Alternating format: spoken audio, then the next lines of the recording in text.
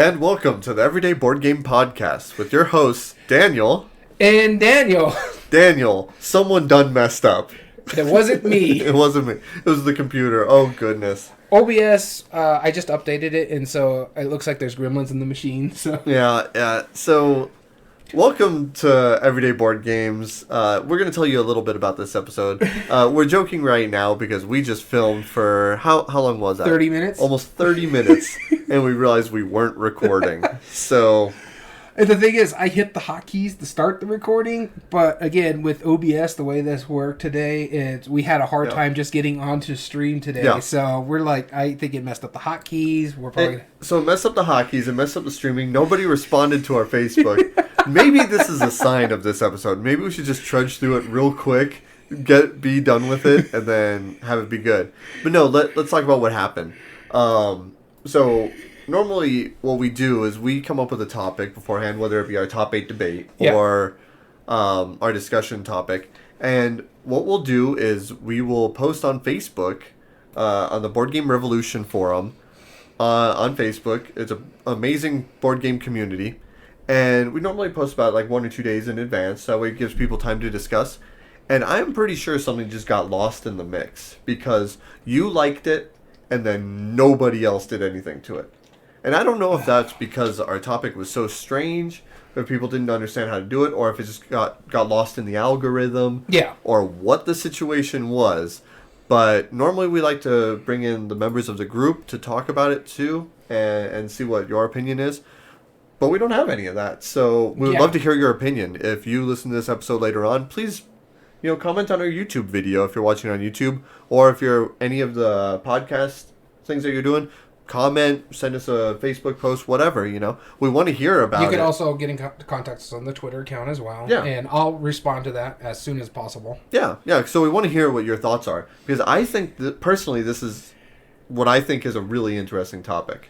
Yeah, no, I don't disagree. It was a little difficult to come up with this list. And let's tell the people what we're talking about since, they missed the last 30 minutes. Right. So let's go over that again. This topic this week is, what are your favorite board games that you don't remember how to play? And so there's a lot of ways you can approach this. And so I'm going to tell the same story I told 30 minutes ago. That the reason I came up with this idea, and I will take ownership of this bizarre idea. It's all you. I'm fine with that. Is because there was a number of things that did it, with our top 8 debates and our discussion topics.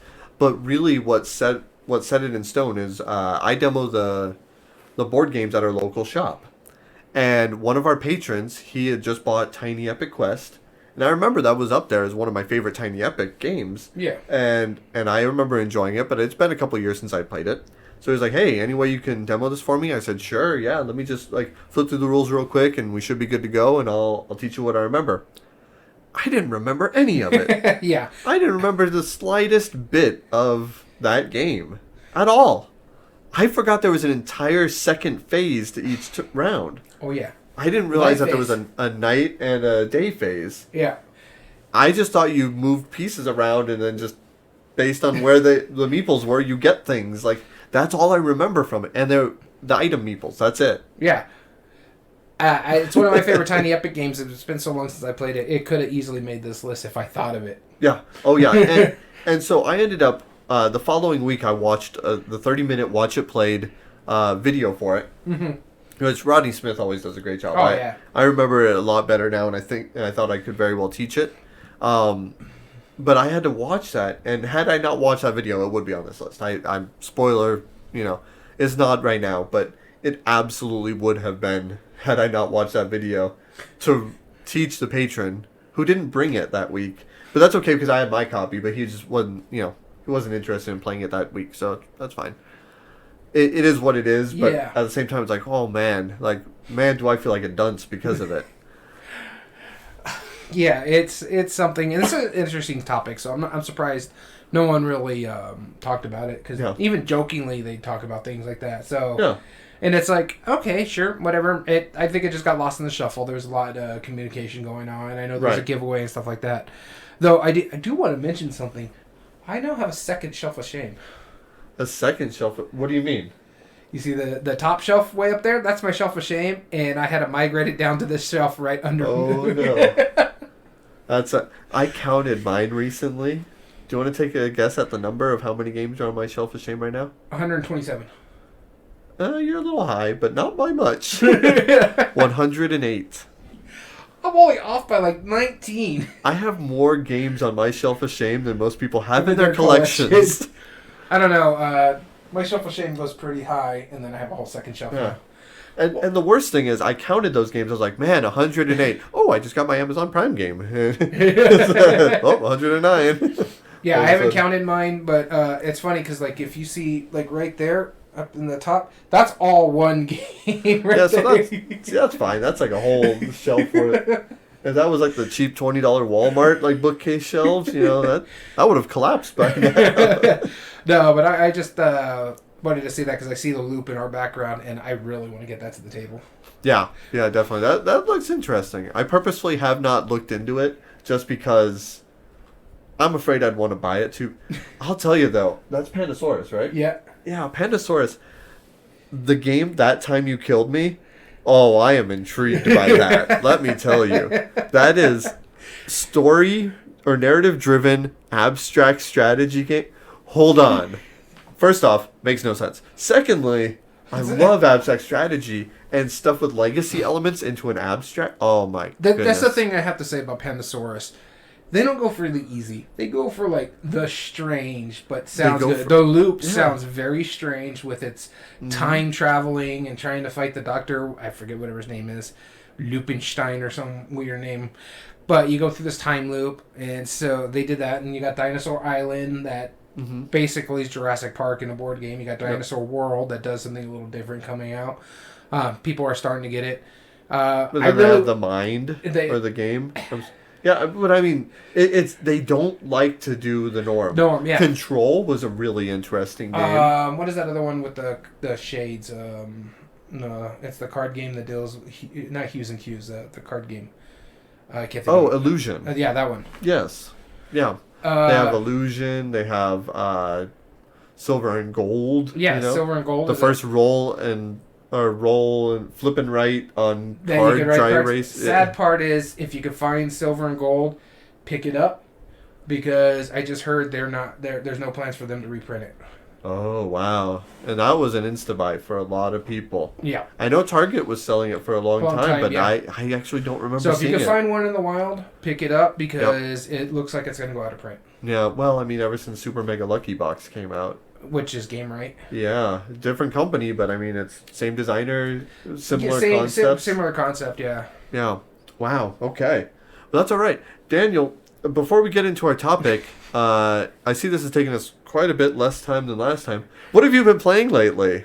So I'm going to try and act surprised. All right, so I'm going to start with my honorable mention, like I was saying earlier, because you have an honorable mention, really? Wow. Okay. Just roughly because we talked about Welcome to a lot of times on here. I finally got to play the Halloween pack, which is pretty interesting. I liked what it does. It pretty much does a lot of the same. It's got its own flavor cards, which go into the number 3 slot.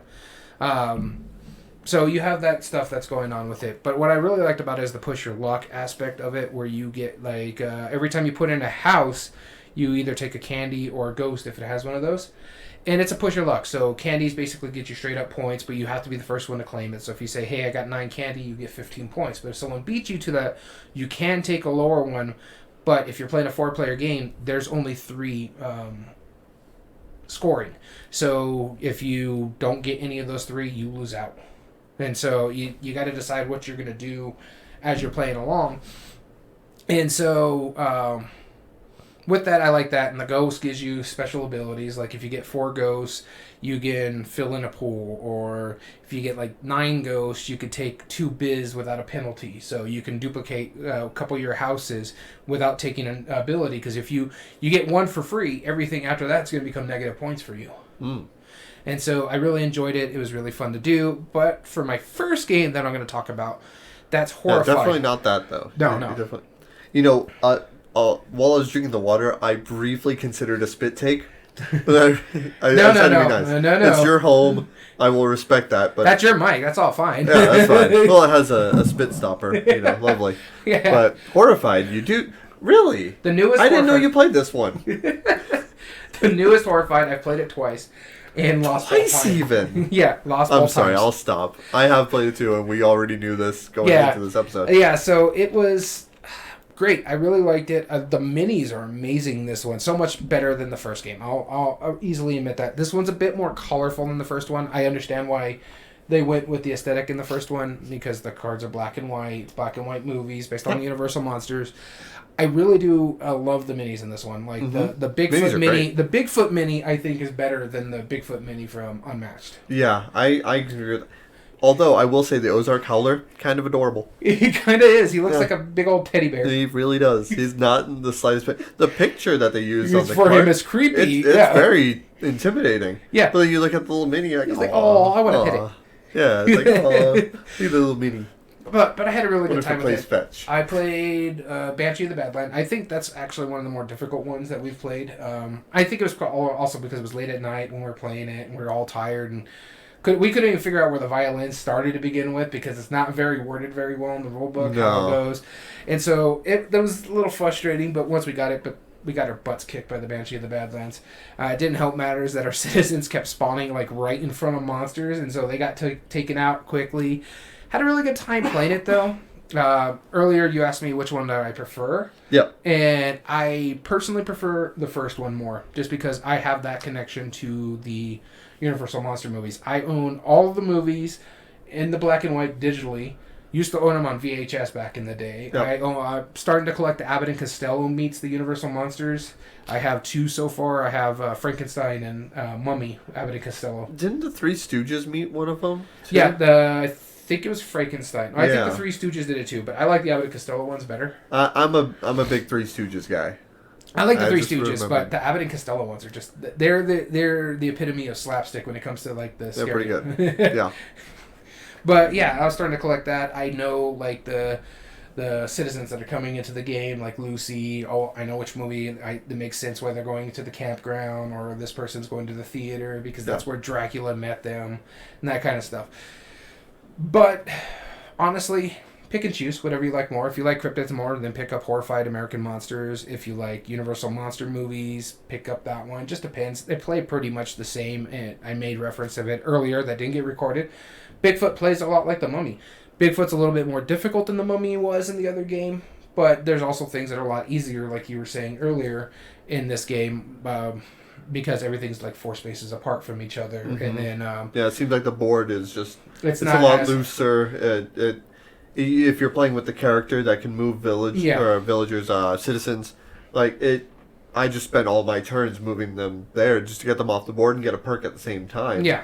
My turns. And the thing is, like the perks you can use on anybody's player's turn. Yeah. So I helped everybody and helped prevent death, but like at the same time, it seemed like I would have to calculate it, but I don't think that where they spawn, the villagers spawn in the original version is only 4 spaces away from their destination. But I think every single one of them do in this version. Well, I also got to think about the fact that in the original one, there was a whole section that we couldn't go into because only one monster can go into that. Right, the waterways. And in this one, it doesn't have that. So I think those 3 or 4 spaces are actual spaces in this game. Right, which I don't know if it needed, but, we digress. And there were a couple production issues that we talked about. Mm-hmm. There is one token that is completely wrong. 2. Oh, I only had 1. I think there's 2 of them that both say police station instead of sheriff station. Okay, I only remember 1, but I might be wrong. It's supposed to be sheriff station instead of police station, which kind of makes sense. But there's also a ranger station on the board. There's 2 stations, and then this was a weird third one that didn't exist. Yeah, that did exist. Yeah. Yeah, I remember when we played that, we stared at the board going, What? And then, of course, the rule book and stuff like that. But again, that's stuff that it wasn't game breaking, just typos. Right. There was, while researching that typo with the police station, I did find a scenario where, I think it's the Jersey Devil, where you have to get clue tokens and whatnot. I vaguely remember seeing a couple people post that there is a situation that becomes impossible to win. if certain tokens come out in a certain way, it becomes absolutely impossible. And I don't know if that's true. I'm speculating. I really don't know. I hope it's not, but... That's also saying something like the Chupacabra would be too difficult to play, because if you don't get the goat tokens on the board, then how are you supposed to... No, well, there's a goat token, I think, for every space. And that's like 16 goat tokens, so there's no... but there's happen. 40 or 50 tokens in there, and if all 16 somehow are just at the bottom of the bag and don't get pulled... Yeah.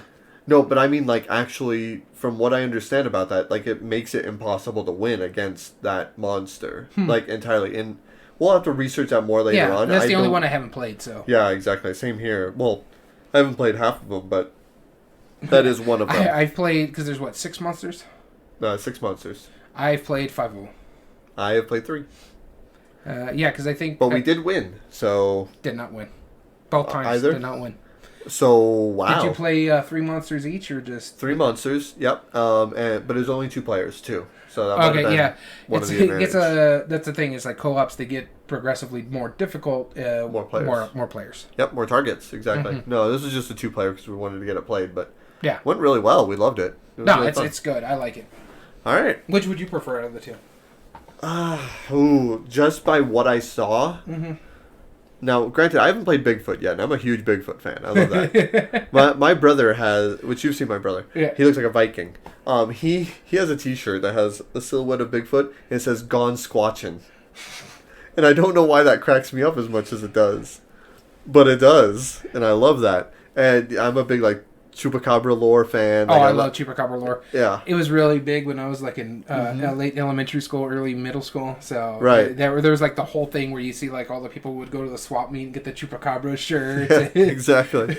No, I love the monsters that they picked. I really do. There's some of them I had never really known about. Like the Ozark Howler, I never knew anything about. I knew about the Ozark Howler. The one I didn't know about was the Banshee of the Badlands. Yeah, that one's another one I didn't. I've heard of the Jersey Devil. I've heard of the others. Yeah, well, it's funny because I was talking to a buddy of ours, Gamehead Geek, and he's going to get a shout out a little bit later.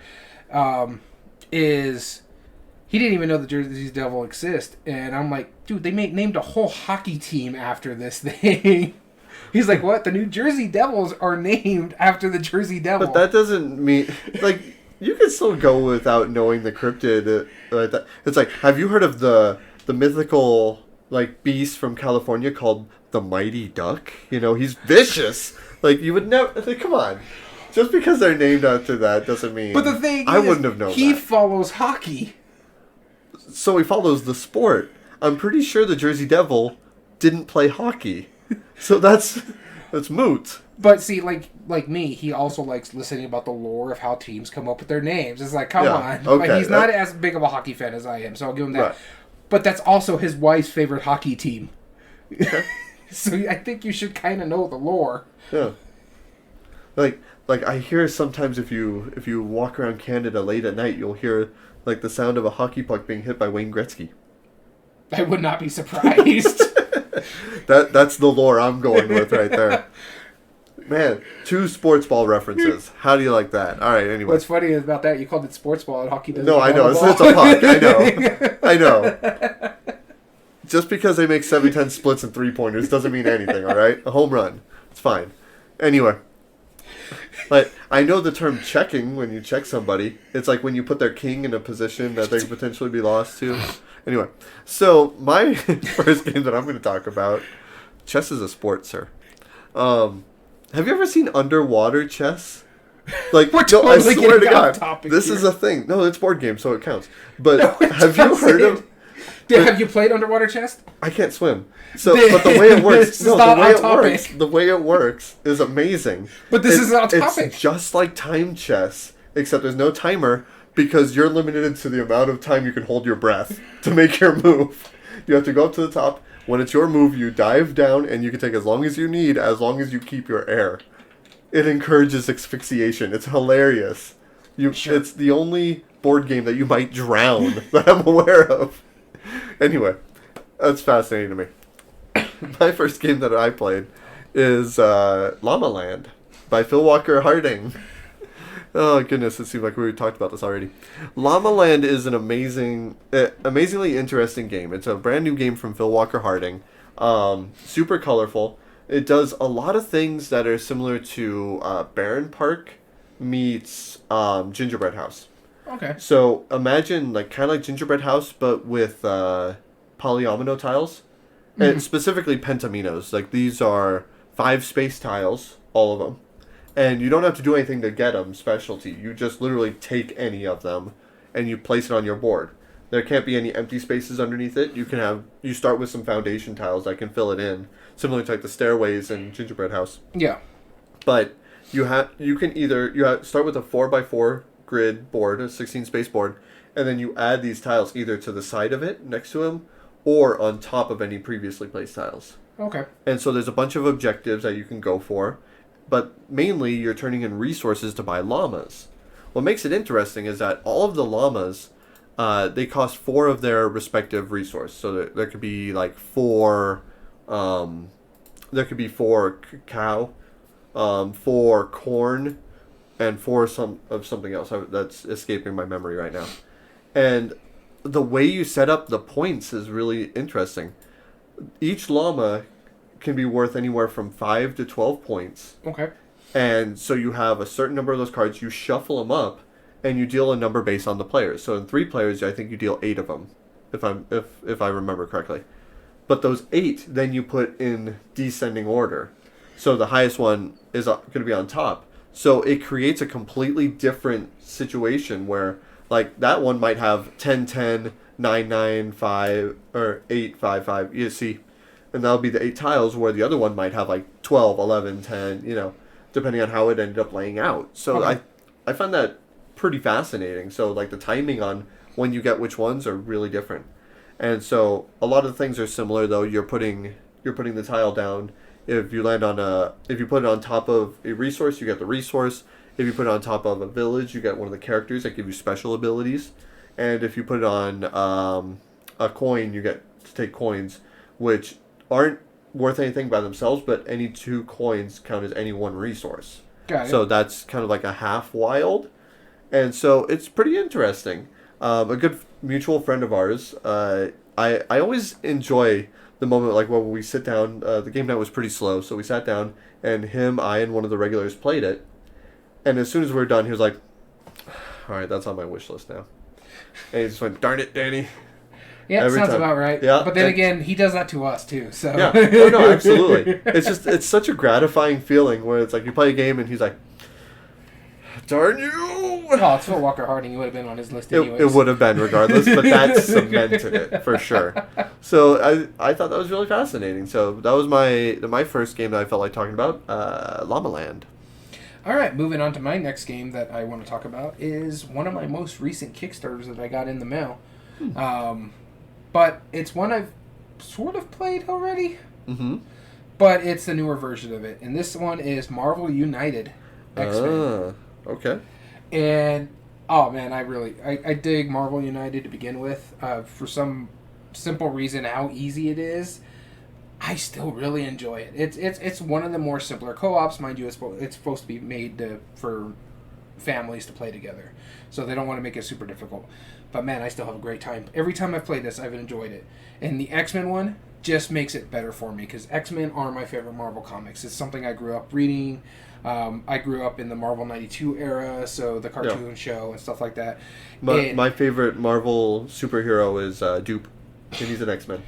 And he's actually going to be in one of the... Is he really?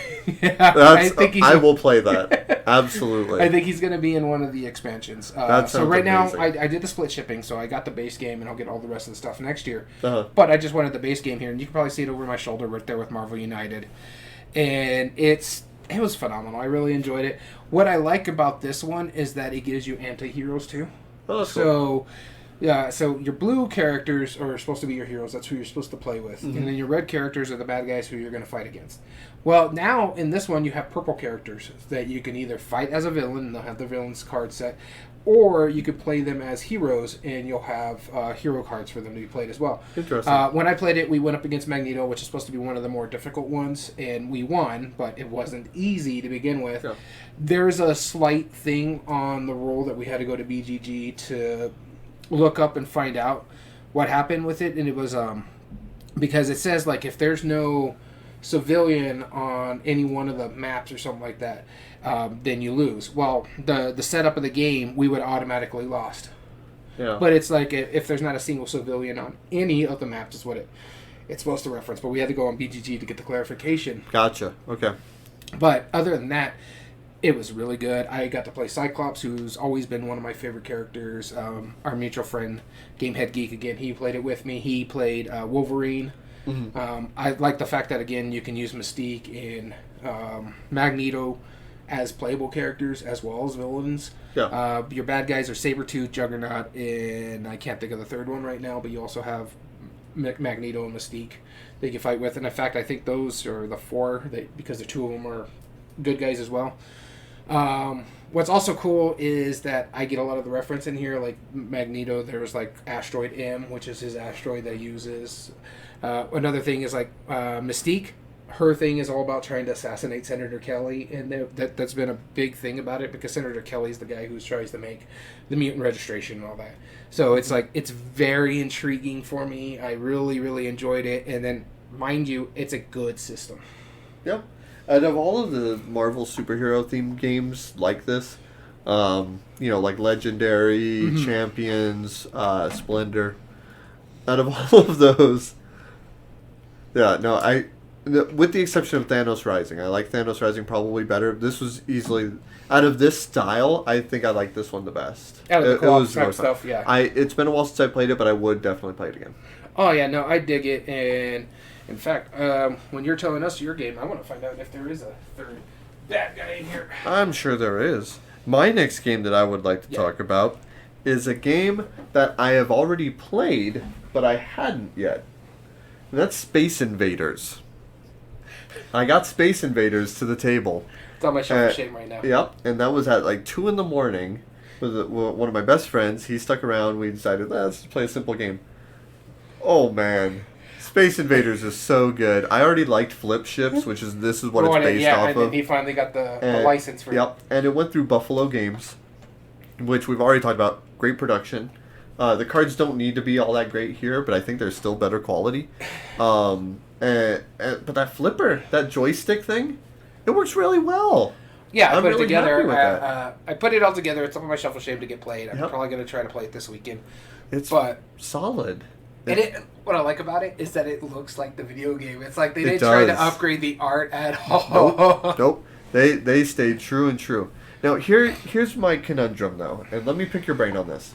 So I played Space Invaders and I own Flip Ships, right? Mm-hmm. So I effectively own 2 copies of the same game. Flip Ships, yeah, I like the art. I think it's prettier, but Space Invaders has a way better production quality.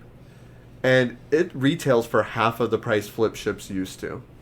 Flip Ships used to be a $40 to $50 game. This is a $20 game because Buffalo makes amazing stuff. And I like that launcher better. I don't know if I'm going to keep both of them. I really like Flip Ships. Yeah. And that was kind of like my I want to buy this game for so many years, and I finally got it. Flip Ships, so what? Renegades, right? Flip Ships is Renegade, yeah. And I finally got it just fairly recently, within the last year. And I was so excited to get it, and now that Space Invaders is out, I don't know what to do. I'm caught up in a bit of a conundrum, huh? Yeah. I don't know. It's kind of like, for me, like the Horrified thing. I'm going to keep both because I like both, but they play different. Yeah. In These a sense. aren't different. Yeah. So, functionally, they're the exact same game. For me, I haven't played Flip Ships. I haven't played Space Invaders either. Yeah. But I like the Space Invaders theme better because I just remember playing it in the arcade. So see, and I'm pretty indifferent. I do like Space Invaders, the video game. I'm more of a Pac-Man if we're going to retro games. Oh, Donkey Kong all the way. Donkey Kong's good. It's really good. Yeah. No, I can mess people up with some Pac-Man. I used to be really good. Anyway, but that's regardless of the point. I mean, sure, I like the theme, but I really like the art in Flip Ships. But there's really no reason to own both. Well, it comes down to what do you like more? What is more functional? I think functionally Space Invaders is better because they have the board. Flip Ships doesn't have a board. You have to just lay it out along the strip of cardboard. And then Flip Ships also had just a little wooden block that you flick the tokens off of. Yeah. This one has a launcher. This one has a launcher. And I worry about if that might break at some point. It didn't seem like it was flimsy enough. But it's also cheap plastic as well. So exactly. It just depends, honestly. But if it breaks, I could buy another $20 game. Yeah, you spend enough money for 2 Space Invaders, what you would spend for 1 Flip Ships. Yeah. Yeah, honestly, I would keep Space Invaders myself. Do you think I should get rid of them and not keep both? It just depends, honestly. It's up to you if you want to be like, okay, here's this. Oh, by the way, this is the same game. You can also get it for $20 cheaper. Yeah. So it's just... Yeah, I don't know. It's been something you want. Well, think about it. Maybe you could do it when you got to do one of those resales that you like to do. Yeah, I'm thinking about it. It's definitely because, I mean, I guess if there's one reason for Flip Ships to be replaced, the same game in slightly better components, that's probably a good reason, right? Yeah. So, what's the next game you've played? So, this is going to be an interesting one. This is an old game that I've played for the first time. Something we've been talking about for quite a while. Okay.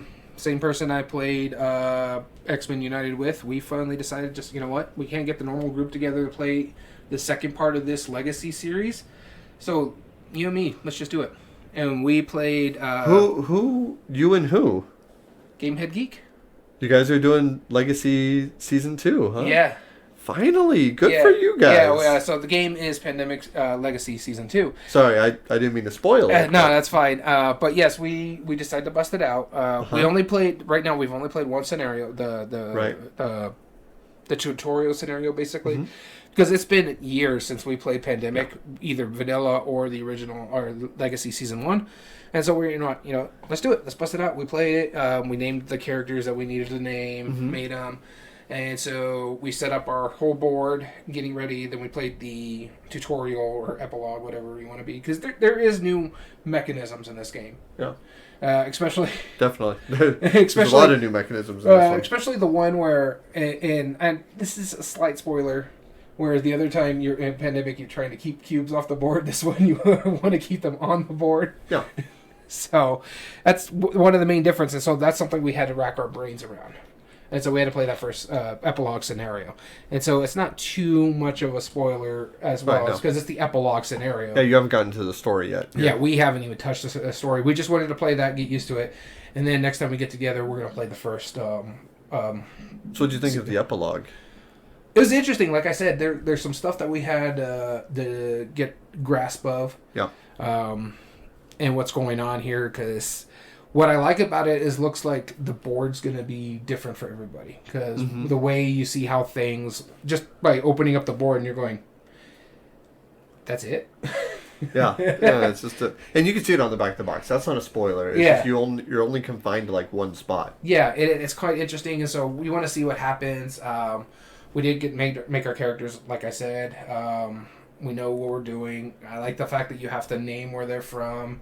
Because that could be important, because things start off different in this one as well. So very different. Yeah, so we enjoyed playing it, and we're looking forward to actually getting into it. But I'm glad to finally actually bust this out. I'm looking forward to you telling me about it. Like, I'm excited to see your stages, because I played it when it was fairly new.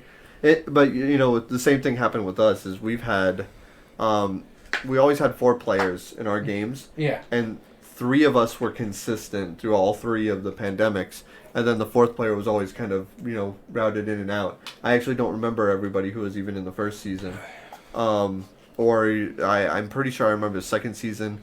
And then a good friend of ours, his mom actually played all of the third season with us. So Season 0. Season 0, yeah, not Season 3. The third one. Third one, yeah. In the trilogy? Yeah, it's a trilogy that ends with a prequel. Yeah.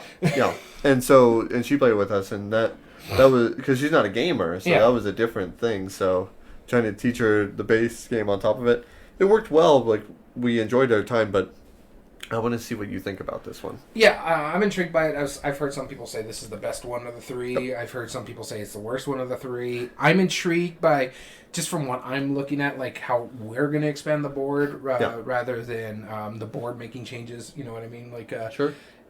Things happening in the first one that makes changes to the boards. This one is like going to expand, and so I'm intrigued, especially the way from, like, you read it in the epilogue, but the way the storyline is set up, where everything that's going on, I'm sitting there like, oh, they went there. Yeah. You know, there's this really interesting thing that happens in March that... no, I'm just kidding. I just wanted to see. I was curious how many people were like, no! Like, trying to press pause on the podcast. No, I didn't say anything. So the next game that I've been playing, unless you want to keep... No, that's it. It's just, I really enjoyed finally getting it to the table. It's been on my shelf for 3 years, I think. Right. I got it about a year after it came out, so... Yeah. It's been a while. Yeah. So my next game that I played was the only game in a series of games that I have not played yet. And I finally got it to the table. And you know how big of a fan I am of the Oniverse. Well, I've played all of the games except for this one. I finally got Arion. I was going to say, this is the kite one, right? This is the kite one. And I had always been a little hesitant to play this one. Because it's got dice. Well, so Nautilion has dice as well, and it does a really interesting system with it. This one, it does have dice. There's 6 dice, but you're rolling combinations to get dice. And so, like, either 2 pairs, 3 of a kind, 4 of a kind, and they escalate depending on what it is. And so at first it's like, this is just like a Yahtzee variant. Like, I don't know. How good can it be? Let me tell you. Because I was very surprised by it. I ended up beating it somehow on the first try, which is unheard of for me and Oniverse games. What makes it so interesting, there are 6 decks, right? And each one has one of 6 blueprints, which you need to complete. Then they need one of 3 resources. So 2 of the decks have 1 resource. It's either like nut shells or something like that, like windmill things or something else. It's like really weird. It's abstract. There's 3 decks that each have those in it, and then there are 2 different kind of captains or companions. Uh-huh.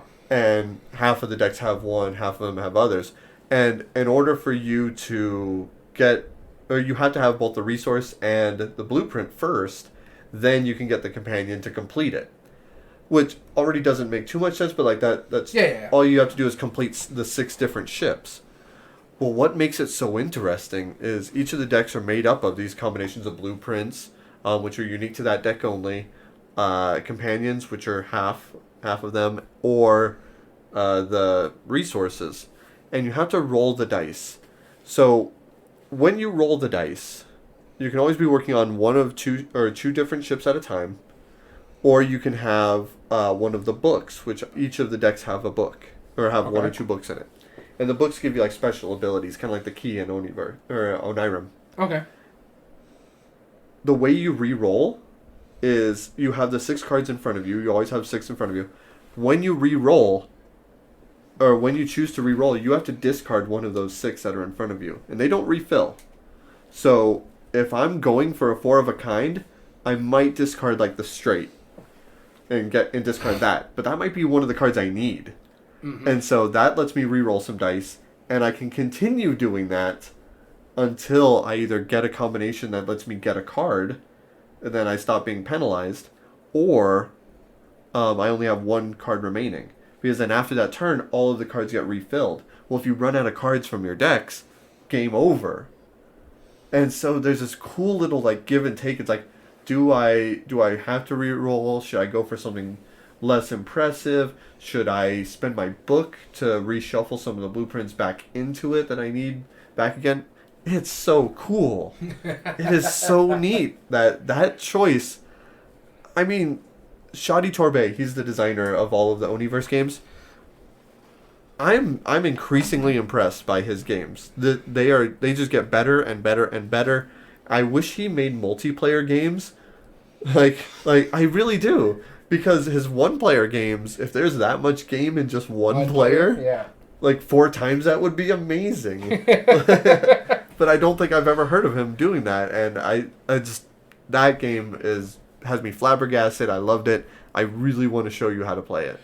I sound intrigued. Speaking of solo games, I just picked up Klein Klinko's Proving Ground recently. Oh, finally. Yeah, and so I do need to get that to the table. I'm really looking forward to it. We've already talked about flip ships and solo games today, so I'll teach you. Yeah, so looks pretty good. Honestly, I found it at Barnes & Noble on a clearance sale. I picked it up for $10. It's absolutely worth $10. It was worth $35 when I bought it. So, looking to try it. I'm a big fan of Klein Klinko games, so. Are you? Yeah, I like Flatline, and I also enjoy Fuse. Yeah. There's another one I played of his. The Pandemic dice game. Yeah. Oh yeah. He does a lot of like stressful games. That's why I don't play Yeah. a lot of them. Didn't he also do Dead Men Tell No Tales? Yes. Yeah, that one is another stressful one that I really enjoyed. You know, that should be on my list that I don't remember how to play. Actually, I do more or less, but yeah, oh man, yeah, that's a really good one. All right, well then, we'll see if I talk about another Kane Klenko soon. All right, well, going on to my last game here is another campaign game. It's one I talk about all the time, but there's a reason why I wanted to bring it up. Because one, I just recently played it. It's not on my shelf. It's up front. Oh, I thought it was Gloomhaven. Well, yeah, it is. Oh. But that's Jaws of the Lion. The big one's up.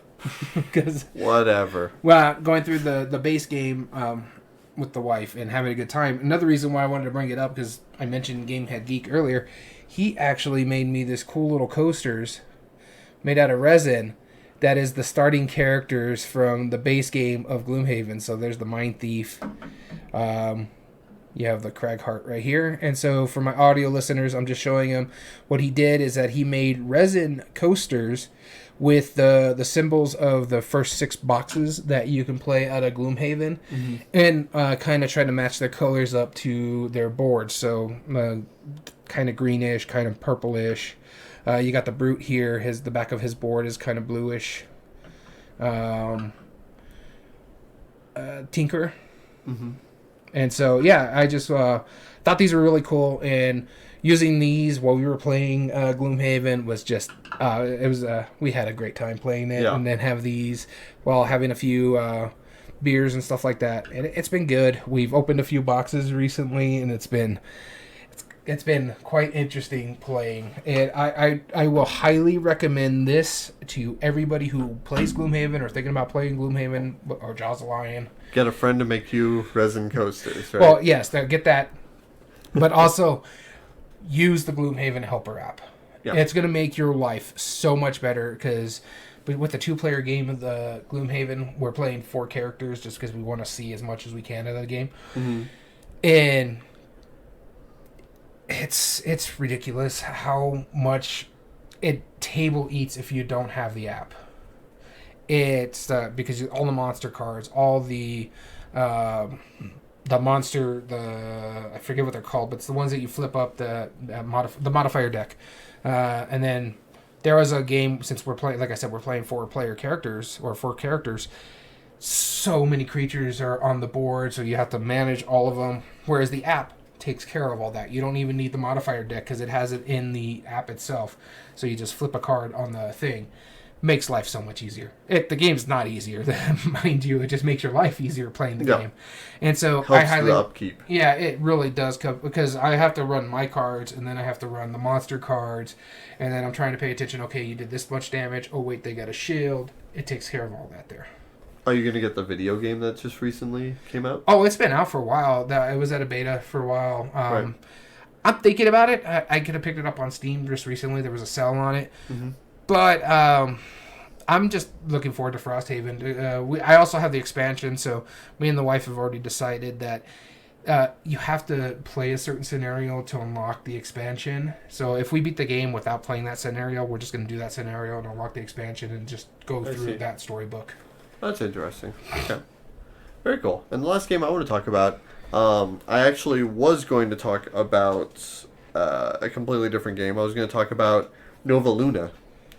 And Nova Luna, it's a fun game, but because you brought up Kane Klenko, I just remembered another game differently that I was going to talk about. That's Telestrations Upside Drawn.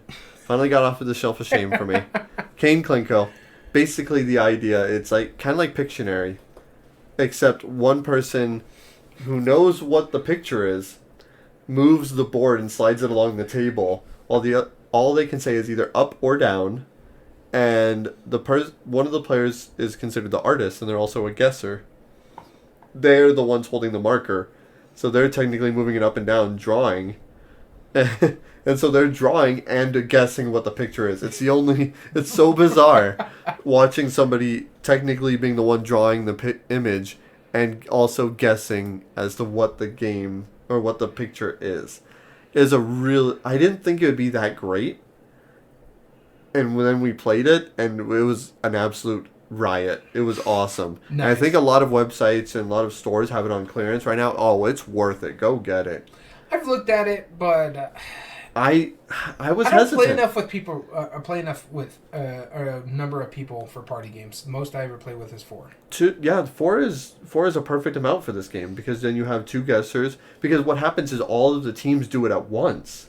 They all know what the word is. So there's one person who's sliding the board for each team, and it can be up to 4 teams.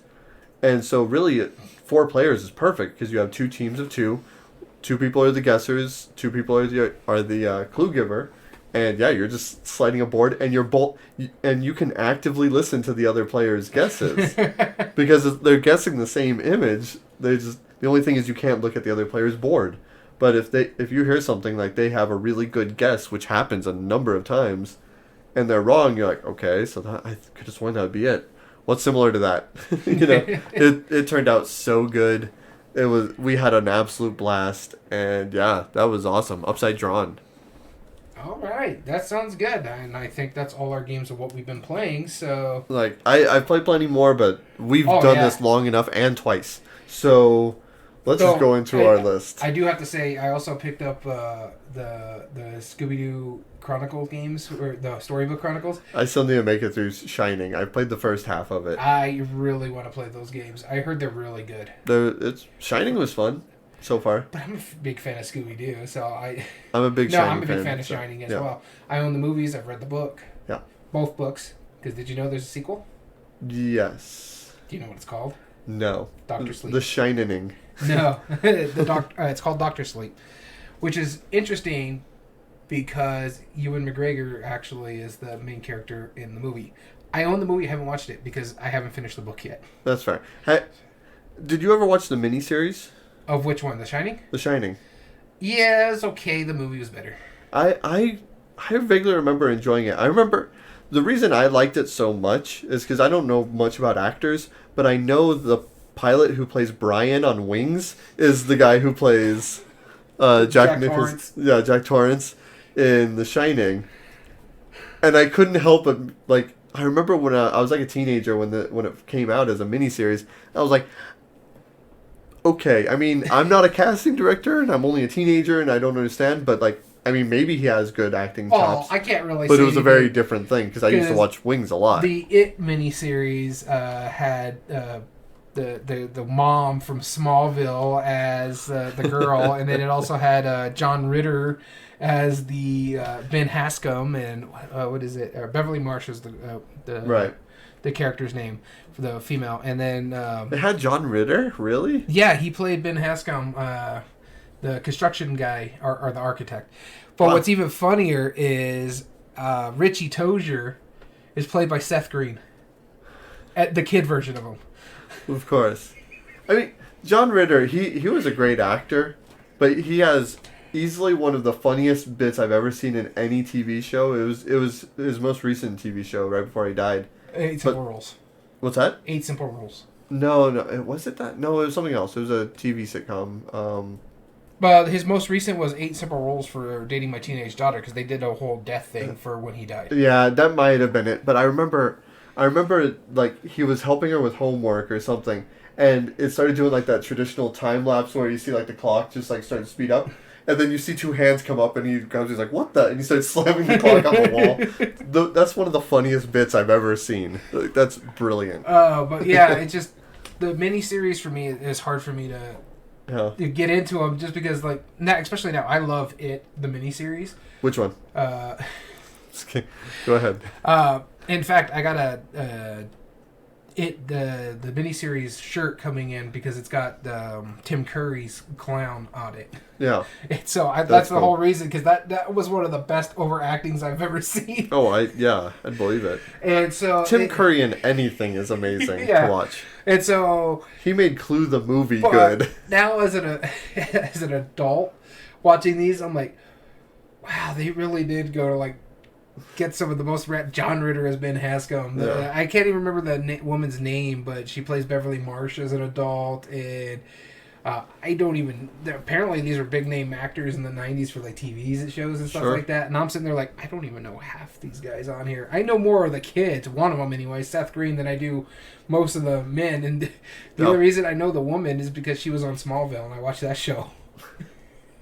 That's awesome. She played Martha Kent. Speaking of TV shows, I've watched Squid Games recently. I haven't. How was it? It was good. Yeah. I enjoyed it. I'll have to check it out. Yeah, right now I've been doing spooky season stuff. So. Yeah, it's psychological horror technically. I mean, we won't go into spoilers or anything, but what cracked me up? Do you know what the first episode is about?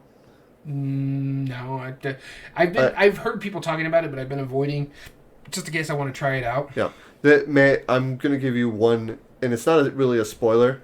It's just that obviously they play games, right? Yeah. And the first episode is titled Red Light, Green Light. Okay. Yeah, I heard that. And yeah, so that's like not even spoilers. So my wife was talking to one of her coworkers and saying, yeah, we've been watching, and she was voice chatting with her. It's like, yeah, we've been watching Squid Games, and we've been enjoying it so far. And my 10-year-old daughter comes in and she's like, oh, Red Light, Green Light? Just like out of the blue. And we're like, what? What in the world? Why do you... Public school is a lot more different than I thought. Well, yeah, and it's the... She's 10 years old. Of course, she's going to know about it. She'll know about honestly, it's memed, too, so that's not going to help matters. No, either. I know. It blew our brain, the fact that my 10-year-old daughter came in and was like, oh, Red Light, Green Light? It's like, excuse me. No, excuse me. But I've been watching like class. Well, I've been watching like some of the funnier stuff with the wife. So we watched Hocus Pocus. By the way, yeah, we watched that. I highly recommend the Muppets Haunted Mansion. That was hilarious. That's a new one, right? Yeah, it just came out early October. I'll check that one out. Yeah, it's only like an hour, so I had a really good time. It's funny. You would actually dig it because they had some horrible. Well, they also had horrible puns. Mm-hmm. So. They waka waka. I loved the puns that was in the original. So let's actually get to our real list. Yeah, so let's get to our list. But yeah, so that's mainly what I've been doing. That's my spooky season. I've been watching the Universal Monster movies as well. This is what happens when we don't film in too long. We just go off the rail and I do have to say, have you watched any Mel Brooks movies? I love Mel Brooks, absolutely. Have you seen? My favorite movie is his first movie, The Producers. Okay, yeah. Have you seen? I'm wearing a cardboard belt. Tears it up and throws it down. You've seen Young Frankenstein, right? Absolutely, Frankenstein. Yes. Yeah, but have you seen Dracula: Dead and Loving It with Leslie Nielsen? Yes. Oh my God. I love Dead. That's one of my favorites, especially because there's a show I watch, Numbers. When he slips on the bat poop and tumbles down the stairs. Oh yeah. What's it? Renfield. The guy who plays Renfield just cracks me up. He's so good. Peter McNichols, I think is his name. I don't remember his name. I know he's one of the counselors in Addams Family. Addams Family Values. Sorry. Yeah. Yeah, he's one of the summer camp. That guy is so good. Yeah, he's so good. He's one of the funniest horror actors I've ever seen. And so, that's my recommendation for anybody who hasn't seen it. Check out Dracula: Dead and Loving It. Yes. It is probably one of the funnious Halloween movies you'll ever see. You know what? Maybe I'll watch that tonight. No, probably not. But before we go to the list, and I know that's a little off topic, a cousin brought this up to me. You remember Ernest? Yeah, Ernest Van Whirl? Yeah, Ernest, yeah. Yeah, Jules, I think his name was Jules Verne or something like that. Yeah. So she brought up... Wait, Jules Verne is the writer, author? No. But I think his last name is Verne. Ernest did not write... No, you're right. His last name is Verne. Ernest did not write 20,000 Leagues Under the Sea. No. But she brought up something that I totally forgot about as a kid. Oh, Scared Stupid? Yes. Yeah. That movie terrified me as a child. That was a spooky movie for kids. The monsters that came out. The trolls were creepy. They really were. They were nightmare fuel. Absolutely. It wasn't just Ernest that got scared. That absolutely makes sense. That scared children. But yeah, no, that made me want to find it and watch it because... Oh, yeah. I'm in. If you get a copy of that, invite me over. We'll have a movie night. I'll set up the projector in the backyard. Let's have a movie night. Alrighty, so let's get into our list. Do you have a coin of doom? I can get a coin of doom. So today our list is once again, because it's been a while since we talked about the theme, is what are your favorite games that you don't remember how to play? Yeah. And it's not a complete forgot, but, you know, and since we talked about this in the non-recording about it earlier, how did you make your list? So, the way I made my list, I'm reading the back of this coin, that's interesting. The way I made my list was not, I didn't choose my favorite games that I just happen to not remember and put them in order of which ones I like best. Yeah.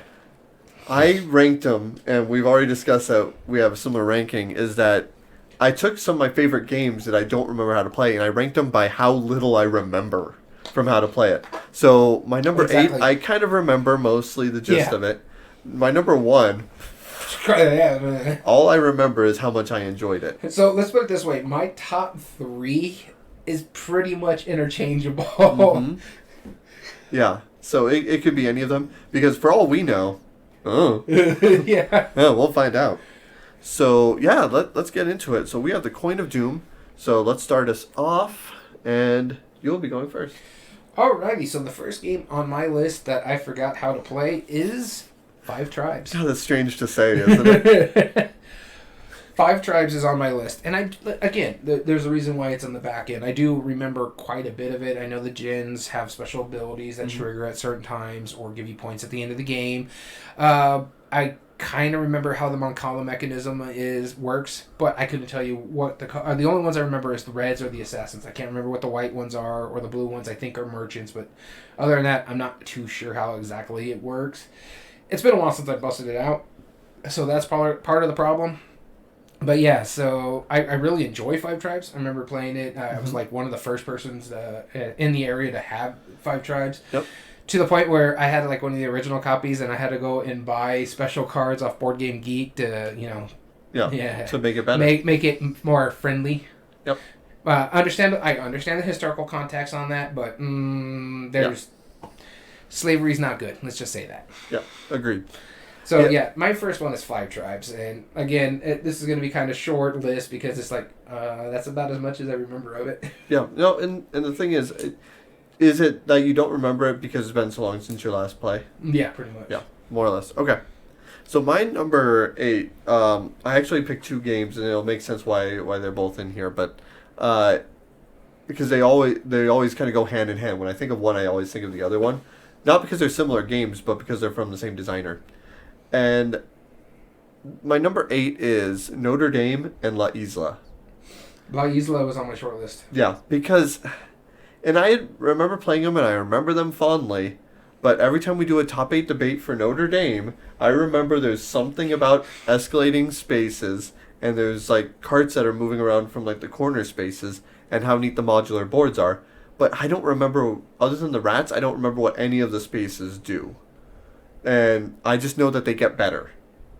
And I don't know why.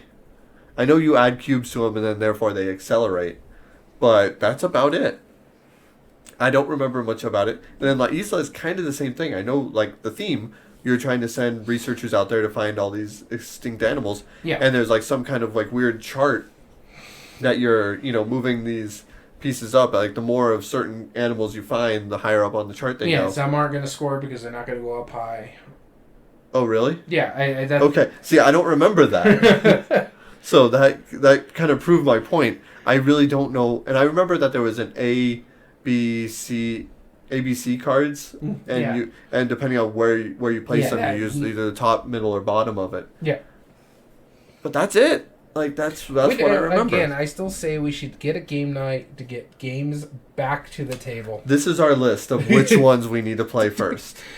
All right, what's funny is because I have one that's relatively recent and I still don't remember how to play it. And so I just wanted to make mention about 5 Tribes real quick. I keep track of my games played, all my games played. I'm missing a month because my phone died and I lost all that month. My app didn't cloud save. But I've been tracking games since 2019, so I've been doing it for about 3 years now. 5 Tribes is not on my app, so it's been that long. At least that long. Yeah. Absolutely. I think I started in early 2019. Yeah, because I picked it up on the New Year's of 2019. That's when I started tracking because I wanted to see how my things go. Five Tribes is right over there behind him on that shelf, and it hasn't been hit the table since at least 2018. I wonder if there's at a certain point, do these games go back on the shelf of shame? Like, because you just don't remember them? Yeah, exactly. Oh, goodness. And so you're Isla Notre Dame. So next on my list is a Pandasaurus game. In fact, it's got a sequel that's coming out and hitting backers right now. Five Tribes is not on my list either. And that is Dinosaur Island. Yep. Okay. I like the game. And in fact, the copy I have, I picked up for like half off. It was another one of those clearance sales. And I was like, oh, okay, I played this. I really enjoyed it. And it's never hit the table. I've been wanting to. It just, especially like with the pandemic, we just tried to get what games we could get played. And I need to get it to the table. I really enjoy it. I know it's a worker placement game, and I know there's something about hooligans and about getting certain people out there, and it's a bag pull where it kind of you're pulling things out of the bag, and if you get hooligans, they're bad because they wreck things, and I know it plays in phases and rounds, and there's a lot going on, so there's a lot of moving parts, but yeah, it's just I don't remember anything about it, though. I'm always wanting to get a Stegosaurus in my park because that's my favorite dinosaur. Yep. Even though they have a walnut for a brain. Well, I mean, they were enough to go into space, so that's what really matters. Firefly reference. That's right. Yeah, no, I don't blame you on that one. I've never played it, so I definitely don't remember it. Yeah, it's really good. I like the color palette on this game too. I want to pick up the upgraded pieces on Board Game Geek for it as well. It's just I don't want to buy them because I don't know how it's going to hit the table. I don't know how to remember. I don't remember how to play it. I'm going to have to read the rules. I think there's a Rodney Smith Watch It Played for it, so I believe so. Reference that again. It's just there's a lot of moving parts with this. I know the wife wasn't as enamored with it as I am, but that's not saying anything. And this is my collection, not hers. I think she has like 2 or 3 games on my shelf, and it's just because people gift it to her. Yep. Our mutual friend has been like all but begging me to play this game. Yeah. Because he's like, oh, every time he brings it up, he's like, oh, yeah, that's right. You weren't there when we played. I'm like, I wasn't. Yep. That's what I remember. I do really enjoy it. I remember enjoying it, and so much so that I went and picked it up when I saw it was on clearance at, again, Barnes & Noble. And I haven't played it, so I remember bits and pieces of it, but that's about it. Yeah. My number 7 is a strange game that I had saw. And strange games. Right. It's definitely a unique theme. I don't see many games with this theme, but it's one that I saw on Kickstarter when it first came out, and I absolutely love, like, despite not being able to swim and living in the desert, I love, like, oceanic themes, and anything involving, like, oceans is kind of a cool theme for me. Maybe because it's exotic, right? Mm-hmm. But this game is about surfing. It's called Tavarua, and it's a really neat game. It's made by the guy who created Zaya. The space game. Yeah. And so I remember you play cards to either the front left or right or the back left or right of the board, and you're also kind of like trying to balance out as best as you can and push your luck as far down the ocean as you can without falling over. And that's where my memory stops. I just remember you sending out meeples. They have cool little cardboard tokens that are in the shape of surfboards. You can have either a long board or a small board, and then you try and do tricks for points, and it's a cool game, and so I had been aspiring to buy it for so long, and when I finally got it, I played it, and I was like, that was neat.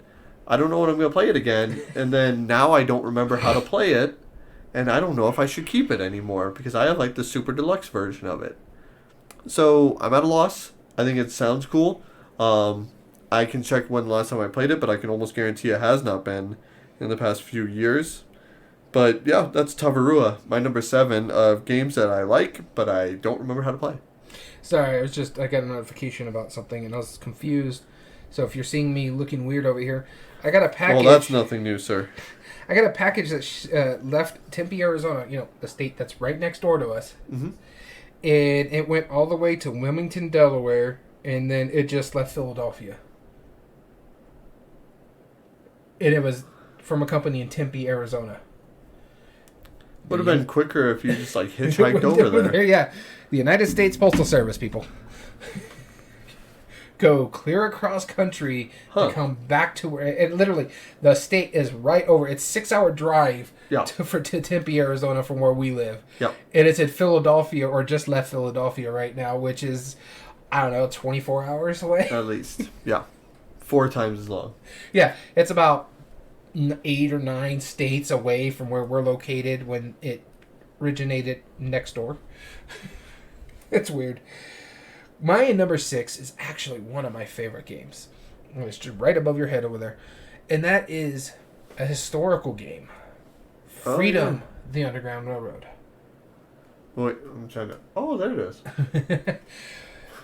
I really enjoy this game. In fact, I want to get to the table. That's how much I like it. And I always recommend this to everybody who wants to, incorporate like a board game into a classroom, historical-wise. This is... Academy Games is best for it. I got another one up there on my shelf of shame that's based off the moon landing. Yep. But Freedom, the Underground Railroad is about freeing slaves, making them go to Canada and rescuing them, as well as changing the people's mind. And you have to play it through 3 rounds. You have to meet a certain total. But you got to be careful because it's pandemic, basically. So there's certain aspects there. You lose if you run out of room. You lose if you basically lose slaves and stuff like that. You got a slave catcher that's going around the board. And that's about it. The main reason I have it on this list is because I can't for the life of me remember how you change the minds. I know it has something to do... It's card play, right? Yeah, with cards that are coming out, but you need a certain amount of money, and you got to use a turn to put money over there, and that moves it into the next era, and then the next era, you got to go through 3 eras to get it changed. That's all I remember. I don't know how to get that money. I don't know how you do it, what you got to do. Right. I remember how you rescue the slaves, but you also got to be careful because there's certain ways you got to move them, and I have to read the rule book again just to get it to the table again. But it is a phenomenal game. I really, really love this game. It's just I don't remember it. That's news to me. My next game is technically a war game that I have played probably for the first time and last time about 4 or 5 years ago. Ogre? I remember I loved me some Ogre. I was so excited to actually buy a copy. Then when I bought a copy, I'm like, man, I'm going to trick it out. I'm going to get all the cool pieces. And I still have those pieces, and they're awesome. I haven't played my actual copy since. I played the mini version with little like cardboard chits that you're moving around, and the Ogre is a tile that big, and I remember I had an absolute blast of it. You have dry erase boards, it's all combat results table, you're marking down damage. It's a really inventive game. I like the idea that you have one massive warship and everything else is just like this huge army of small little dudes. You can run them over with the Ogre. It's a really cool game and an interesting concept. Super asymmetric, very cool. But I don't remember how it works. Yeah, the only reason I knew this was Ogre because I was like, he's only mentioned one war game that he's ever actually played, and it's Ogre. I've played a couple. War Chest. I guess Which technically, right? The Grizzled. No, no, really. I know. I'm kidding. I'm kidding. Everybody calm down. I know Magic Arena of the Planeswalker is more of a war game than the Grizzled is. Yes. But yeah, I mean it's technically the only war game that I've played, with some exceptions. But it's just, I remember it having an absolute blast, but I want to get it to the table again, so I would have to read that rule book again and figure out how the combat results table works. And that's a Steve Jackson game, no less. It's a Steve Jackson game. And it's a really good one, too. Yeah, it's just, you look at Steve Jackson's library and you're like, Ogre? One of these things is not like the other. Yeah, right? When you got like Shea Geek and Munchkin, right? Ogre. But then you also have stuff like GURPS, like or all of his RPGs. It's like, that's not quite like the others either. Yeah, but that's in the RPG line. Yeah. That's a different story. We're talking about like tabletop board gaming. And you got Ogre, Munchkin, and Shea Geek in your library. Yeah. And you're Hack and slash. And like zombie dice. And it's like, wait, what? Yeah, Ogre. A war game? What? All right, going into the last of the bottom half, that the ones that I remember to an extent compared to the next half that's coming up. But this one is a game you don't like. Oh, good. And we're talking about... I probably forgot how to play it, too. Talking about Pandasaurus. Panda Source game I don't like. Oh, that doesn't... I mean, there... Oh, yeah. Have fun with this one. I saw this on my list. Sad it was on my played list. It really should have been my unplayed list. Wasteland Express Delivery Service. I love this game. I know his reasoning behind it. Because he lacks taste. So. You don't remember how to play it. I remember how to play it, and it was awful. It pick up and deliver. That's about all I remember, and I know there's some combat in there. It's just been a long time since I played it. It's been about 2 years. I think 2019. Yeah, is probably the last time I played it. I think the first time I played it was the last time you played it. Yeah, Glad I can help. It's a fun game. I understand why you don't like it because 1, it's long, and 2, it's got theme, and you're tasteless. But the fact of the matter is, I remember you go on a grid. You got to pick up like water, bullets, and supplies. I think it's what it is. Yeah, it's ammo, water, and supplies, and you got to take them to certain areas to get the best amount of money. But I don't remember what the end game trigger is. I think it has something to do with the cards. I think. There's combat that you got to worry about, like the rovers, I forget what they're called, come up to you and try to steal your cargo, or you can fight them and steal their cargo because they take cargo. And yeah, I like the tongue-in-cheek versions of characters that you could play, because you got like Smokey and the Bandit in there, and you got the I forget some of the other names, but yeah, there's reference to like post-apocalyptic or delivery type stuff, like Mad Max. There's a character that's based off Mad Max in there. I like all that tongue-in-cheek stuff, and I really do enjoy the game. It's just one that doesn't get to the table a lot.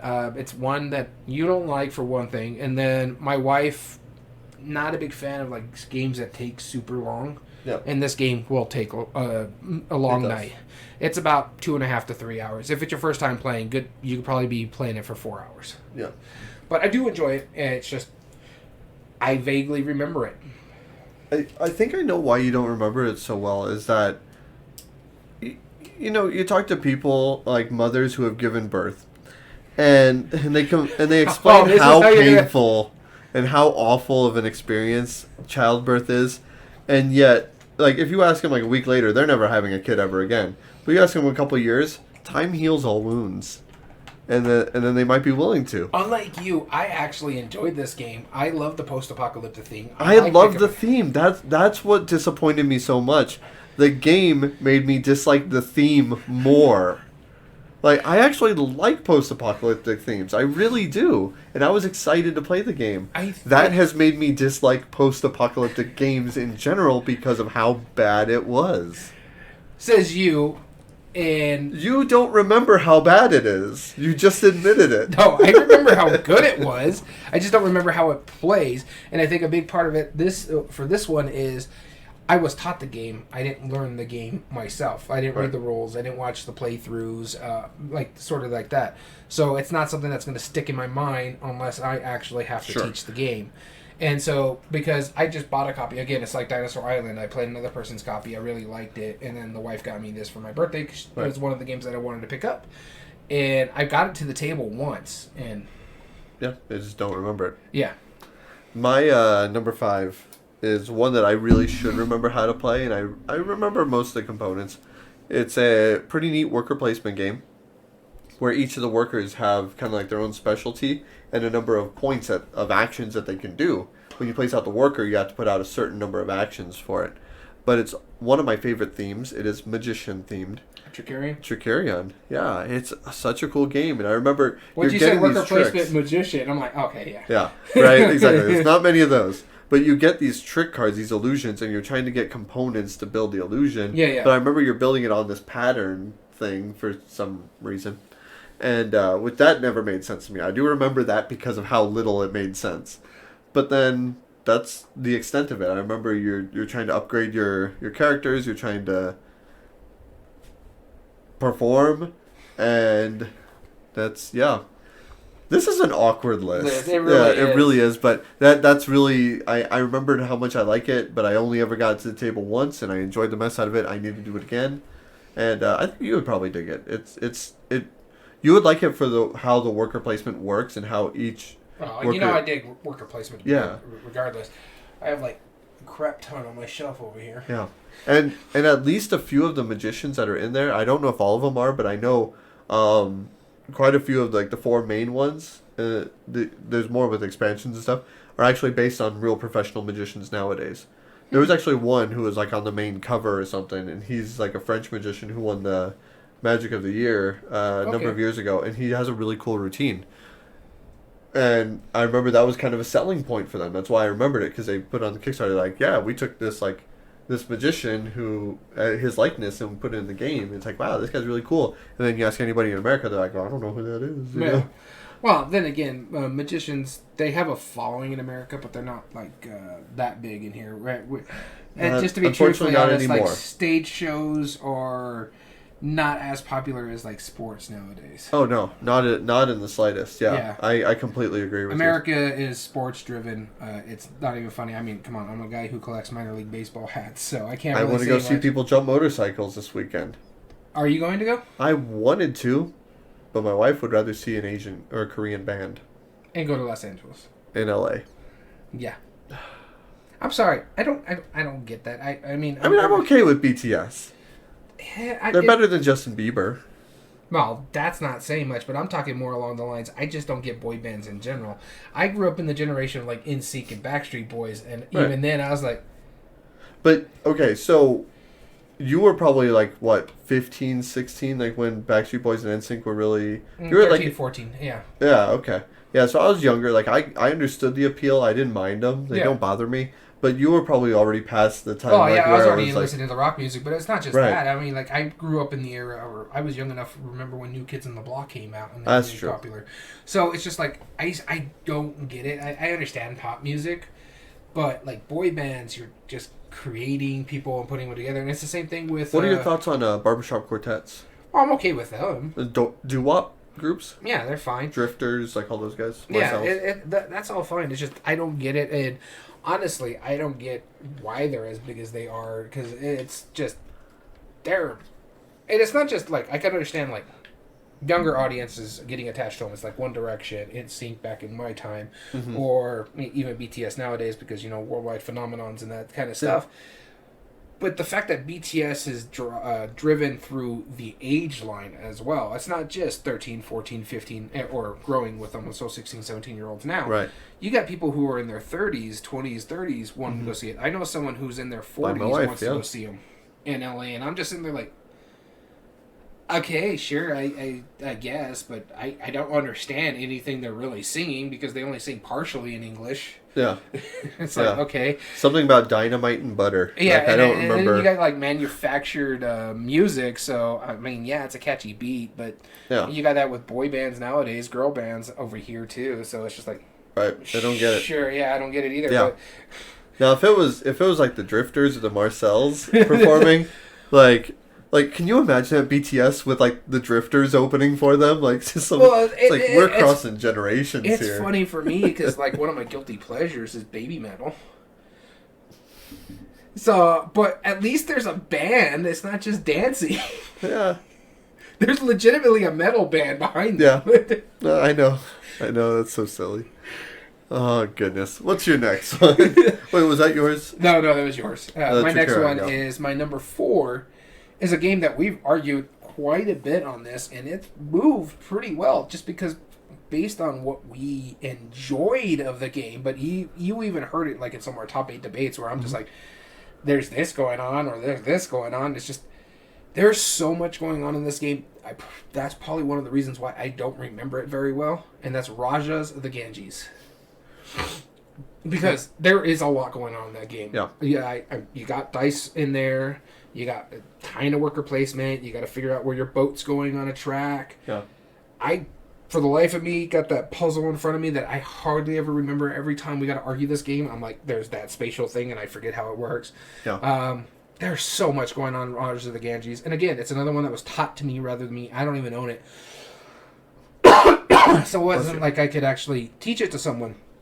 And so that's why I'm just like, this one of the first ones that popped on my list to go on my list is because like I enjoy the game. I think it's a great game. It's just for the life of me, I can't remember how it actually plays properly. Like, I couldn't tell you the turn of sequence, like, what I could do, what are my choices are. Yeah. I just know this happens, you got this thing going on over here, and you got these pretty dice.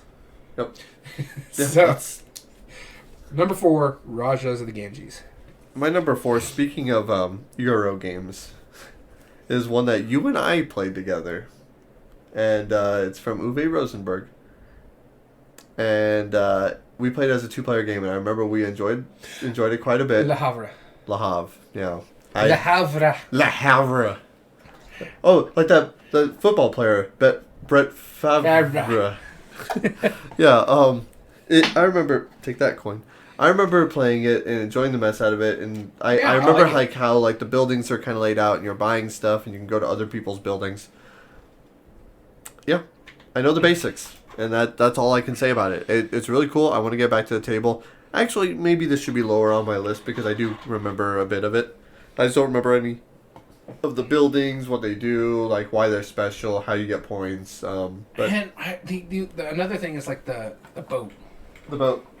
I know it's there, and I know that's like the timer, but for the life of me, I can't remember exactly. Well, that one, I remember it's just which resources get spawned, really. Yeah. And then you just move it along. But it's also the timer, right?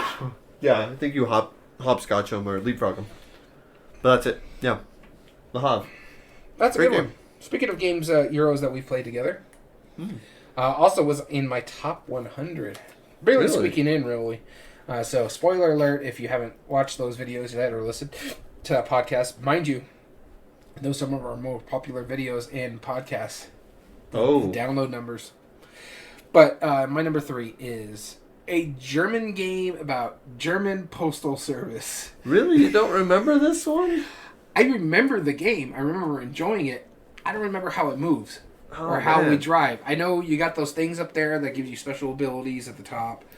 And I don't remember how we can move our characters through the board. You don't move. I should actually tell the people what this one's called. And that's Turn and Taxis. I mean, most people who are pretty big into board games probably knew it by German postal system. Yeah. That's not the hottest themes, you know. Yeah, that's true. But, yeah. But other than that, I remember enjoying it. I remember liking it. Remember the board is ugly as hell. But it's pretty bad. For the life of me, I can't remember how it drives, how it moves. I know what you kind of have to do, sort of, but I don't even remember how to get the points. Yeah. I know you're building postal lines and trying to make the best one, kind of like a la Ticket to Ride, where you're trying to build your lines through. That's as much as I remember.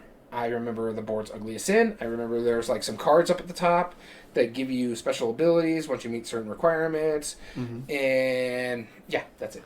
So I'm going to give you a quick rundown so I can help refresh your memory. Okay. You take cards based on the cities that are in Germany, right?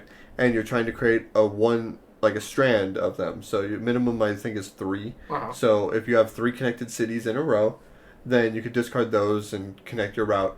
And then you either place your buildings in all of them of one color or one in each color that you've placed. Okay. Once you get a full region filled in, then you can take the tokens, which descend. On your turn, you're going to take 2 actions. You're always going to draw a card. You're always going to play 1 card. And then you have 1 of 4 options otherwise. You could either refresh the row of cards that you could draw from, draw a second card, play a second card, or something else. Oh yeah, take a wagon that's a little bit higher. And you're just taking increasingly longer routes and then vying for those points. Hopefully that helped. No. Okay, well we'll have to play it again because that's worth it. I got the expansion, which is stupid. Because the expansion comes in this big old giant box. And like you open it up and it's like, okay, there's a board in it. You take out the board and there's one little pocket about that big, like maybe 2 by 2 inches, where it has a couple cards and a few pieces, and then that's it. So basically, what you're saying is a Machikoro box. Oh, absolutely, absolutely. It was well, at least Machikoro doesn't have a board. Machikoro is just like a stack of cards, which has no right being that big. Which is a giant box for just a stack of cards. You could do like a blister box. This expansion, it justified it with the board. Yeah. But it was still a massive box. And then, like, I just love that insert where it's just like, it holds up everything, and then there's just a little pocket of just cards. It's so dumb. Oh, it's crazy. My next one is another Uwe Rosenberg game. And this one is set in either Nordic or Iceland. I think it's Iceland. And that is Reykholt. Oh, okay. And this one's really cool. I do remember one of the things I like about scoring is you're fulfilling orders of increasingly more numerous vegetables. So at first you're doing one of each of the vegetables, then 2, then 3, then 4, and it's a worker placement, and there's about 30 actions on the board. And one of the things I do like about the scoring is that you either turn in a vegetable to move your scoring marker, or once per your turn you can skip that and instead take those vegetables. So for example, I could trade in like 1 carrot, then 1 cauliflower, and then if I don't have the tomato, I can take a tomato and still go to that spot, and then continue trading stuff in if I have it. And so like that's a really interesting mechanism. The problem lies with this game is that I film videos, instructional videos sometimes for the shop that I work for. Yeah. And I remember bringing this because I was so excited to tell people about it. And I was getting it ready to set up and was going to do a quick introduction video. And I had forgotten it to the point where I actually said, you know what, boss, I'm sorry. I don't remember how to play this game enough where I can even give like an overview of it. And that was an embarrassing time of me just putting that game right back in its... and all the components back in the box and going, let's do like poker or something, or love letter, something really simple. Yeah, it was so sad when that happened, but again, it's also Uwe Rosenberg, so it is Uwe unless Rosenberg. It's Bonanza or Patchwork, he doesn't have simple games. No, not generally. And Patchwork is not that simple. No, not exactly. But it's just, there was something about it. I remember really enjoying it, but there was just some like weird nuances that I just couldn't remember how to do. But so that's my number 3, Reykholt. All right, moving on to my number 2 in this very strange list that we're doing. And my number 2 is the only Reiner Knizia game I own. Blue Moon City, huh? Blue Moon City. I remember there's dragons in it, and I remember you do stuff to get the dragons' praises to help you move along the tower. The furthest you get, the first person to hit, like, I think it's 12 up there, wins. That's pretty much all I remember. I think it's a great game. I had a good time with it. I remember you and me both played it. Yeah, we played it. And do you want me to make you feel better about this? I don't remember either. All I remember is there's so many things you do. If you meet a requirement, you can get Dragon's Favor. The dragons will help you build the tower. The furthest up the tower wins. How all of that is driven is beyond me. I don't remember what your actions are, or what if you have actions, or what you're doing to drive the game. Nothing. That's all I remember. There's dragons. Yeah. You're building a tower. There you go. That's it. But I really genuinely do enjoy the game. I have it right behind me over here, and I think it's a phenomenal game, especially for someone who doesn't like playing a lot of Knizia games. I've only played a handful. Don't care much for Lost Cities. Right. Can't think of another one that I played off the top of my head, just because. Raw's okay. Ugly as sin. I'm standing by my statement. I say this every time. We need to try with a bigger group. Sure, but Blue Moon City, I really enjoyed it. It was a good 2-player game. I know it goes up to 4. Mm-hmm. And there you go. Yeah. Yeah. My number 2 is a game that I know I haven't played in probably 6 or 7 years, at least. And that is Condottiere. And I remember I had this on my want list ever since I first played it when I used to live in Albuquerque. That's how long ago it was. And I had been waiting for the time to buy it, and I finally found a copy at the bookstore that we tend to go to. And I was like, I don't care how much it is. It was way too expensive for what it should have been. But I didn't care because I knew I wanted this in my list because of how much I absolutely adored it the first time I played it. And I've never been able to convince anybody to let me get that back to the table. Condottiere is a really cool game where I think you're in Italy and you're trying to like vie for power by like kind of bidding your cards and playing higher values than others. And I think there's a pope somewhere in it, and certain cards like affect everybody's cards where like sometimes they'll change like everything into ones. Then it's just like everybody's just whoever has more cards that they've played. Yeah, it's really confusing, and I think you just need to win a certain number of regions, I think. But, oh man, it's such a cool game, and I'm still like anxious to get it back to the table because I want to experience that again and see if my memories serve me as fondly as they did. That's Condottiere by Fantasy Flight Games at the time. I know they just recently reprinted it, and I don't remember who it was. So it was interesting. I was just looking at my list. out of the 8 games, I own 6 of them, and I don't remember how to play them. I do believe I own all of these. Yes. The only ones I don't own... I don't own one of them. The only ones I don't own is Turn-In Taxis and Rajas of the Ganges. Those are the only 2 I don't own. My number 1 is something I owned. We've played together relatively recently, at least within a year. So it's on our list. Yeah, and it's an amazing game. I had a great time playing it, and I remember bits and pieces of it. But that's Teotihuacan. Yep. Okay. I even got an expansion for it. That's how much I really enjoyed it. Yeah. But because, again, we've talked about it like with the Uwe Rosenberg, and I think it was like another one on my list. I think it's like a lot of these Tribes. point salads and like really heavy euros. There's a lot of moving parts to this game. The dice do certain things. You're moving across a board. Your dice, if you use a 6 because they're increasing, that's what I remember. The dice will increase. Once you get a 6, they die, and so you're going up that track. And I forget what that track does. I know you're building the pyramid. Don't ask me what that does. Also, you're decorating the pyramid you're putting like tile inlays on the pyramid as well, and it's just like. Yeah. I don't know what half the thing this game does. I own the game. It's right behind you over here.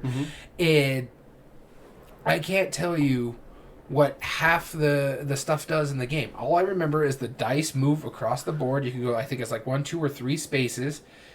And it's got an interesting theme on it, even though it's really... Does it, though? Does it? It's very abstracted. It's... phenomenal. I really enjoyed playing it. Even you were like, this is pretty good. And then for the life of me, I can't remember. I'm going to have to read the rules again just to even get a gist of how to play this again. And even then, it's going to be like, oh, my head hurts. I even remember when we first played it, it took us about, I don't know, 4 or 5 rounds or steps to get through it. Like turns around the table to actually, oh, okay, I see how this goes. Oh, okay, I see how this goes. And the thing is, I only describe like parts of the thing you're doing in this game. There's other parts of the game I don't remember. Yeah. I know David Turksey is not known for streamlining. Yeah, I think there's like 9 places on the boards that you could do like special abilities and stuff like that. And I think each one of them have like 2 parts of it, or maybe 1 part, and some of them. But it's like, oh, if you do this, you could do this. Or if you do this, this. Oh, also, if your guy ascends is what it's called. He basically gets died and buried in the road, and he's ascended. And then you got a whole nother track that you got to play with that I don't know what that is. And then there's a whole nother side of the board. It's just like, and I remember enjoying it, enjoying a good time with it. It's beautifully produced. Yep. And that is my number 1, Teotihuacan. My number 1, City of Gods. Half of these games I was hoping that I could get like your opinion on it to try and remember like what these do, because I purposely haven't watched like how to play videos. Yeah, neither did I. On this, but this is our only crossover. Our only crossover. Our only crossover. Rajas of the Ganges. That's it. With that being said, that's my number 1. I don't remember a single thing about this. I didn't remember that you have your own player boards until like recently. I was like, oh yeah, you have to like do something with tiles or something. And, like I forgot that there was dice. I thought it was just a worker placement. And you describing it didn't help. And so that's our list. I have no idea how to play this game anymore. I just remembered that was one of the few games that after I finished playing, I'm like, I just got incredibly excited. I was like, this is fantastic. Oh, it was a great game. I can't wait to buy this. Yeah, it was funny because to buy it. You've played it. I showed up to the shop and you're like, dude, you need to play that game. Yeah. Go over there and play that game. And you played it that day, didn't you? Yeah, I went over there and played that game. Because I was getting set up, and he's like, and it was a mutual friend of ours, and he's like, hey, yeah, we got a spot over here if you want to play it. I'm like, all right, cool. Yeah. Because you're like, dude, you got to play that game. I played it. I'm like, okay, yeah, that's amazing. I probably have to pick this up. I haven't picked it up. Yeah. And you rarely go by my suggestions, too. And but you and I saw eye to eye on that one, hands down. We remember how phenomenal that game is. That game was so good. I remember Marcus and Inca Brand like being like a staple as far as games go, in my opinion. Isn't it That Rise of Queensdale? That is also Rise of Queensdale. That's also the reason why the Exit series. Yeah. There's so many games that now I appreciate from them. Murano, that's another one of them. And that was one of the games that put them on the map for me. And I wish I remembered how to play it. Same. I actually want to pick it up. I actually want to try the roll and write on this too. I own it. I own the roll and write. So let's I'll bring it over sometime and we can probably forget how to play that too. It sounds good. All right. Sounds like a deal. So we hope you have enjoyed this absolutely absurd and off the rail and trouble-shot-ridden episode. We apologize in advance, but at the same time, hopefully our ramblings have, if nothing else, brought a fun laugh to you. As you laugh at how ridiculous and how dumb we are for not remembering how to play any of these games. And these are our favorite games, too. These are our favorite games. Now, despite your common beliefs, we are not running out of ideas. We are, but if you do want to ever reach out to us and let us know of an idea that you have for a future episode, I know I'm out of order here, but hit us up. Email us at everydayboardgames2020@gmail.com. As well as you can also get into contact with us on our Twitter account at EBG Podcast. And by all means, if you ever want to watch us do a live episode, hopefully without troubleshooting problems this time, and actually recording, join us at twitch.tv/everydayboardgames. As well as you can find all video re-uploads on YouTube at Everyday Board Games 2020. And if you like what we do there's 3 things you can do to help us grow on the platform. Subscribe if you're not. Like the video, and comment down below and tell us your thoughts on the subject matter. In this case, what is your favorite game that you don't remember how to play?